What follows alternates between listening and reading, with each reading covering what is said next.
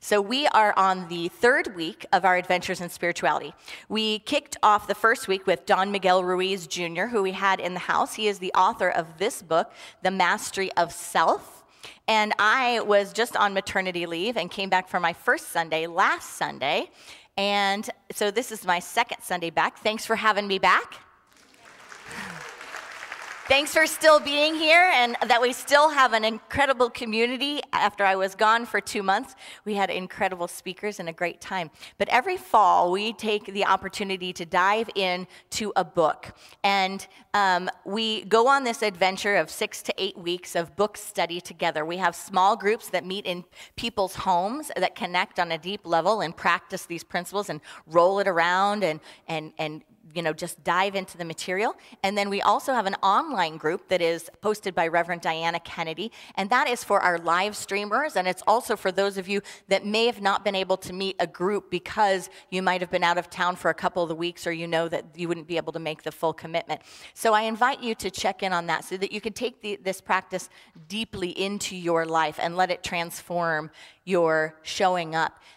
One of the other possibilities is to find a friend that even has nothing to do with unity, and just say, hey, I'm reading this book, would you read it with me? So that you have a partner, an accountability partner, an exploration partner, someone to bounce your ideas off of, and someone to deepen with. Because in community we grow, and when we share the principles that make us come alive, we're giving a gift to the world and to the planet. Last Sunday, we talked about the idea of domestication. And I explained that idea. You can think about it. For me, when I read Don Miguel Ruiz Jr.'s book, that word, I thought, what is that, domestication? He keeps talking about domestication and the dream of the planet. The dream of the planet and your personal dream. So what he's talking about with the dream of the planet is the reality going on around us, and the dream of your own life, it's your own reality, your own dreams, your own vision, what your life experience is. And we're talking about how those things can either conflict or harmonize. Does anyone's dream of their personal dream conflict with the dream of the planet that you're seeing or experiencing right now? Okay, so this book is for you, and it is for me. When he talks about domestication, he is talking about the idea that we would subjugate someone or something, the idea that we would try to control or manipulate outer circumstances or other people in order to meet our own internal desires and our own internal needs, in order to be in alignment with our story. Now that sounds good and all, because it sounds like that's how you create peace, that's how you'd create a beautiful world. But what we know in unity is that when we have a practice where we are at war with anything that is, we create conflict, internal and external. So when we are at war with something that is, it's an illusion of the ego to think that if I battle with that, I can dissolve it and create harmony. In fact, it's by accepting what is, which can be a bitter pill to swallow, no? But by accepting what is, we go from the trunk or the passenger side of a vehicle into the driver's seat again. And then we can create from pure consciousness. We can create from holy intention. We can create from sacred ground. So this idea of domestication for me was the easiest to get when I thought about it as an animal, as training an animal. You domesticate a cat. Well, you don't do anything with a cat. They do stuff with you. They let life happen to you, whatever, they do you.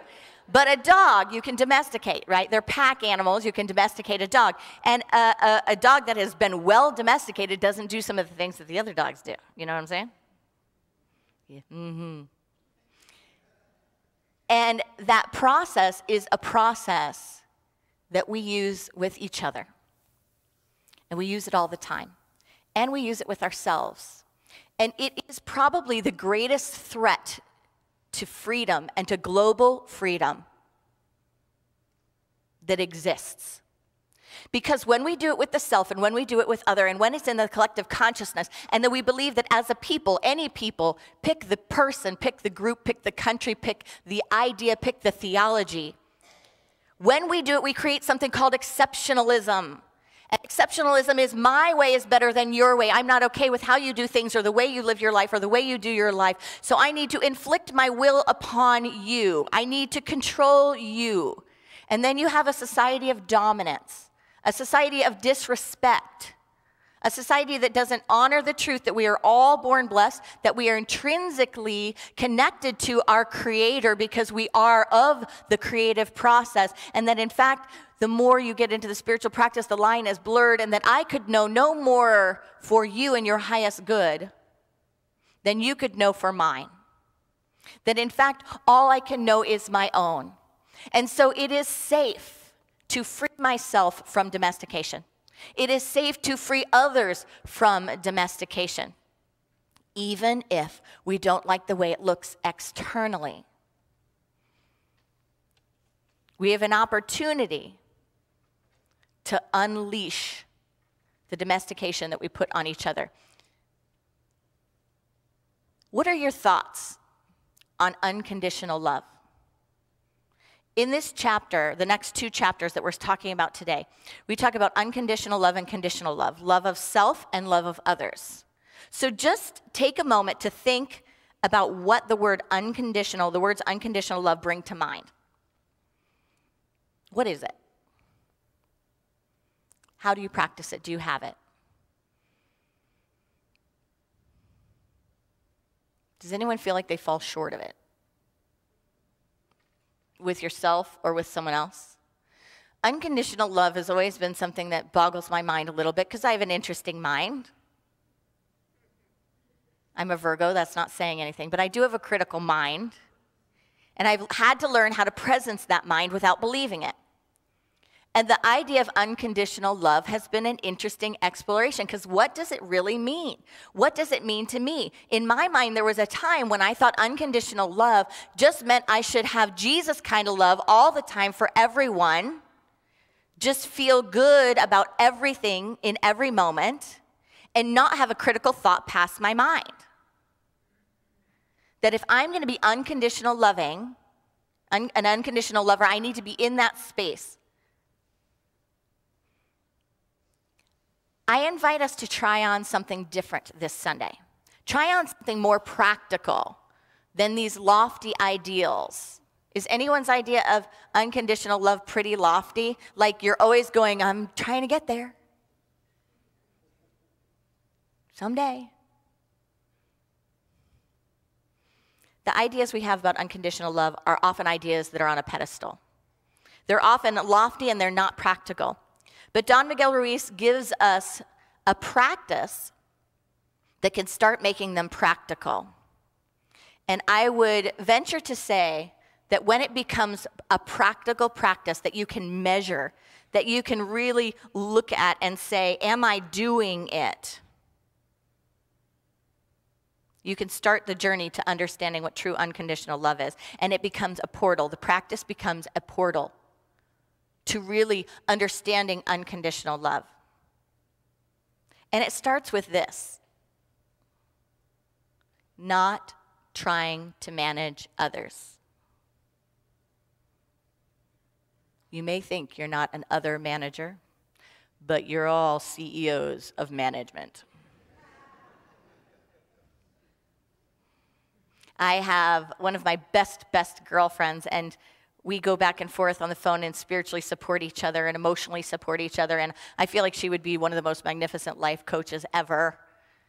But she told me at a time when I was struggling with relationship and struggling with trying to manage someone in my dire need to manage my own life and manage someone else. And she said, Erin, you've got to stop managing and simply start observing. Start watching. Watch what is there and what happens when you don't manage, when you don't try to domesticate, when you don't try to control or coerce or influence. Is anyone getting uncomfortable and being like, well, I can't stop that?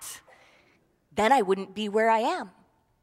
Then I wouldn't be in the job I'm in. Then I wouldn't be with the person I am with. Then I wouldn't be able to treat myself in the way I'm treating myself during my self-domestication episodes. And I said to her, well, then I could lose everything. She said, watch. Just watch it. Because you will either find that it rises to the occasion, you're at peace with what is, or you will be able to shift your situation and circumstances to create harmony. Charles Fillmore talked about love as being the great harmonizer. Not such a lofty thing. You know, we talk about love. What is love? What is love? And he said it's a harmonizing faculty. It's a faculty that harmonizes. So I asked myself, how can I harmonize this situation I'm in? How can I harmonize this relationship? And the answer was much different than managing.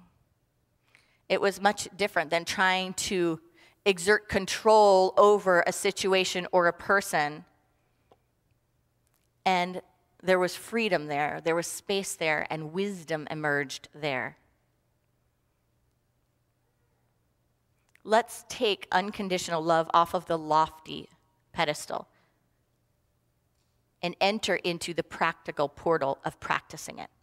So what does it look like? It looks like not managing. It looks like not putting conditions on someone else. I will give and receive love with you from you if you show up like this. And you can equate that to anything, our outer world and our inner world and relationship.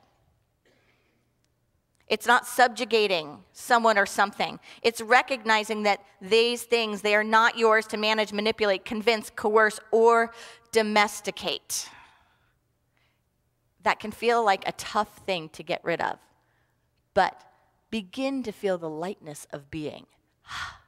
How would it feel not to be working so hard at all that? How would it feel to give up that title of CEO and exchange it for the breath of the Holy Spirit?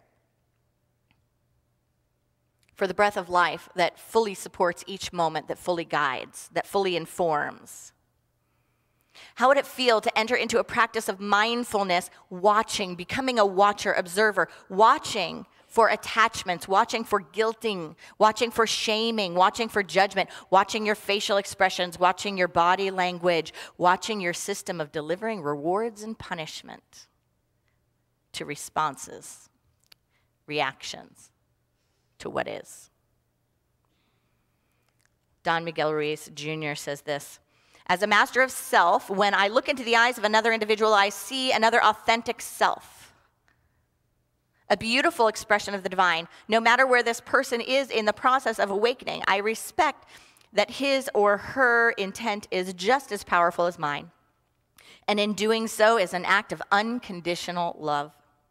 If I were to try to control this person, I would be lost in the fog and place conditions on my love and acceptance of him or her. If you see the world through eyes of conditional love, you are by definition attempting to control others, imposing your will so that they conform to the definition of who and what you think they should be. Do you see any bit of kind of spiritual arrogance coming up in there? Our idea of what I think they should be. If they don't agree to your demands, they will receive the punishment of your judgment. This is conditional love in a nutshell.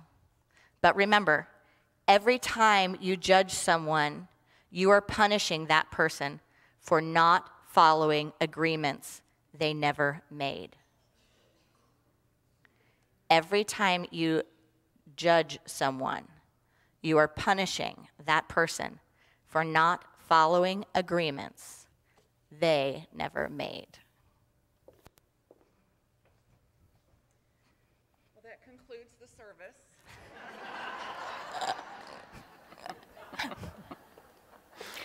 Any questions? The mastery of self. So who does it leave? So imagine now writing out your own resignation. That I'm resigning from this impossible, lofty idea that I can control another, and that it is a righteous indignation and notion of that illusion, that confusion, that delusion that put me in that position to begin with. So today, I'm resigning from that position. See if you can resign from it.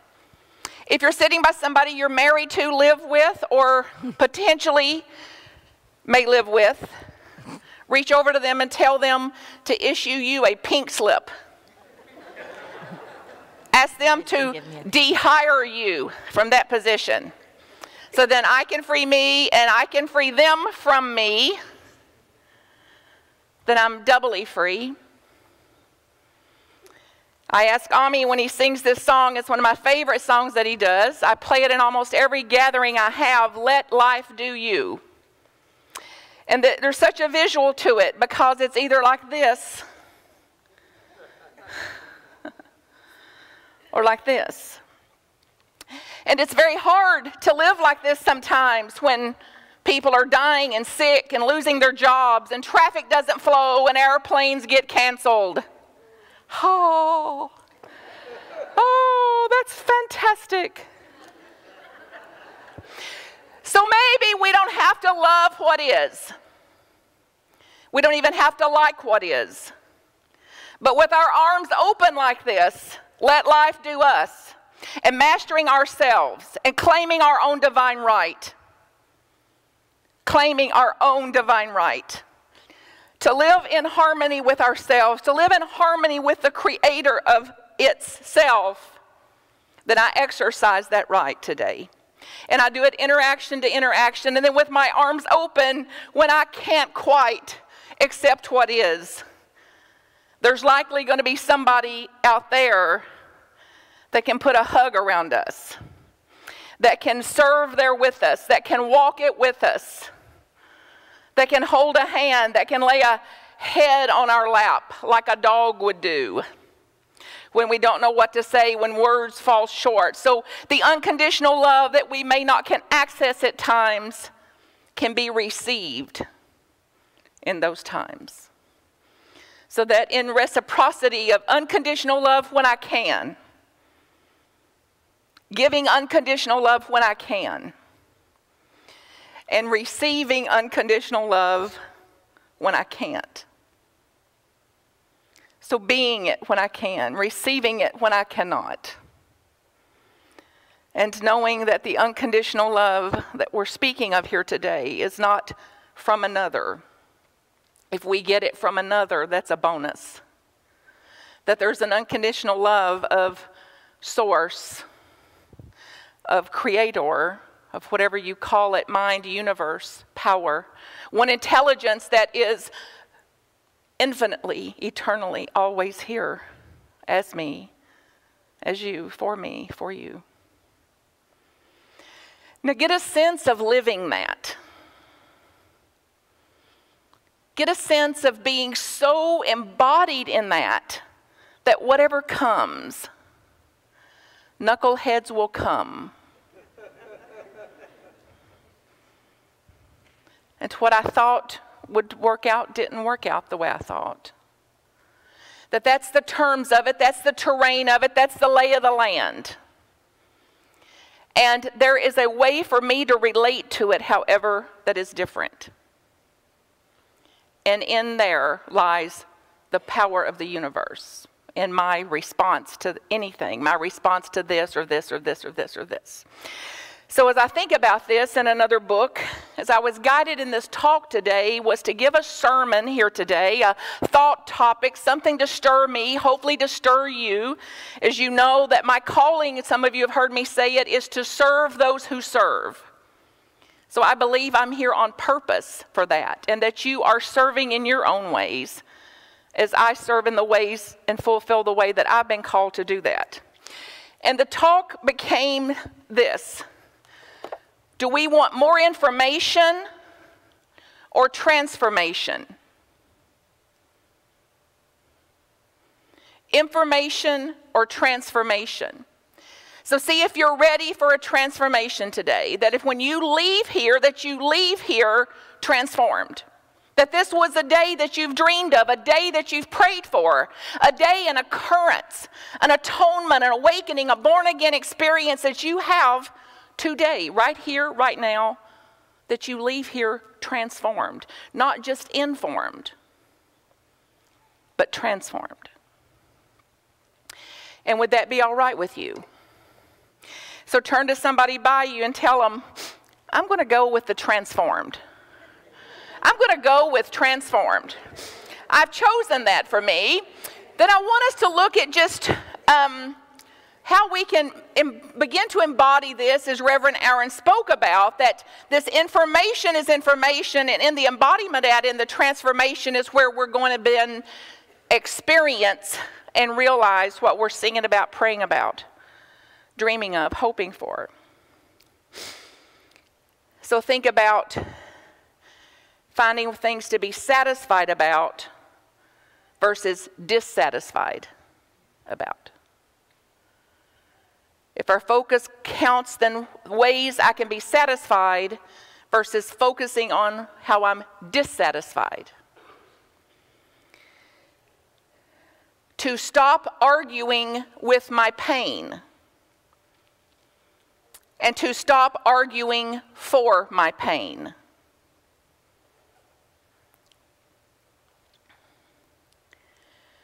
Resist it or allow. One hurts less. To get under the influence of source. If we're going to be drunk on something, let's be drunk on that. We'll have DUI. She is driving under the influence of source. Don't mind her, she's driving under the influence of source. As we start to do this, they may try to lock us up because it's going to be an us that they've not seen yet, an us that's less reactive, that is more innovative, that is less reptilian, that is more creative, that is more thoughtful, more resourceful, more resilient, more uncommonly motivated to be the ones that brings the change to the world that we're intent on seeing. We're the ones. It is now. And then what would stop us? What would stop you? What thing, what person, what place? Because you'll get a chance to practice now before you leave. You'll get over to the community center and there will not be something over there that suits you.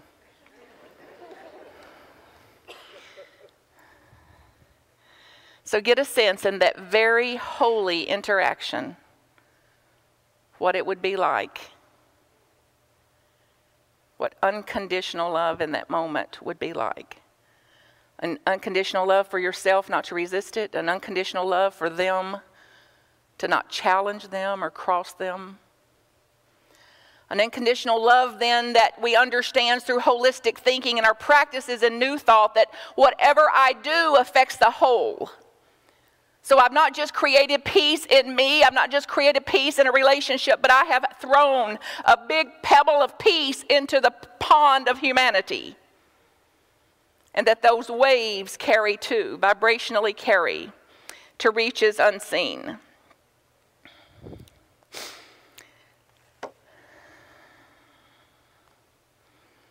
So, who can master your life?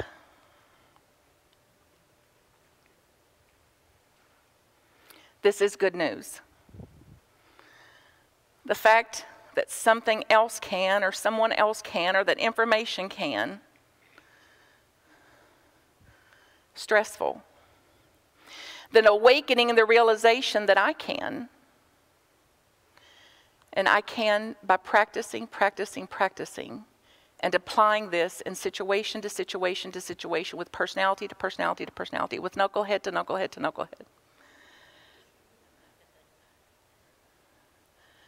That mastery is not so dreamy. And mastering my life then is not so out there, but here now. And again and again and again, here now. As I choose to be here now. Get a sense of it in your body. And what it would be like. Get a sense of it, a feeling of it, an embodiment of it. And describe it. How would you live in life? How would you be in the world? How would you interact with people if you were an embodiment of this, what we've sung about and prayed about and heard this morning? How would you be if you were being that? Shout it out loud. happier, freer, more relaxed, calmer, more peaceful, more in harmony, a lot more fun. This is our attraction, I believe, and our power of attraction. This is our power of transformation. One offering and offering and offering. So,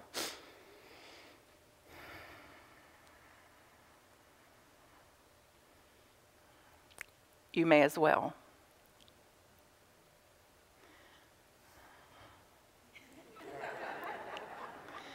Even get a sense of how it feels. The wisdom in one and the pain of the other. So wonderful to be with you. I'm so proud of you. I love you. I love you that are listening. I love you that are serving. I love you that you'll come out again and again and again to find ways to live this transformation. It is a privilege to serve here with you and to serve as you, for you. I also am very tickled about the affiliated New Thought Network, Anton, being here on campus again. It's our second year. We're booked to come back again next year. And those of you that are interested in Matthew Fox, the information was here about his time here in the community center. He's also going to be over there for 2 other sessions in the hotel, the Unity Village Hotel. So if you're local and want to participate in those gatherings, see me after the session here, and we'll get information to you about how you can participate in those ways too. And I love you as a community. Reverend Erin, I bow to you as a leader. And it has been something to witness you stepping into a higher leadership and a deepening your own leadership as you allowed this very precious, precious, precious maternity time for her and this new baby, Georgia. And I bow to you for your wisdom and your unconditional love that makes that possible. And makes possible that this Unity Village Chapel long lives millennia past, where we've been, good, where we are, good, where we go to, great. Thank you for it.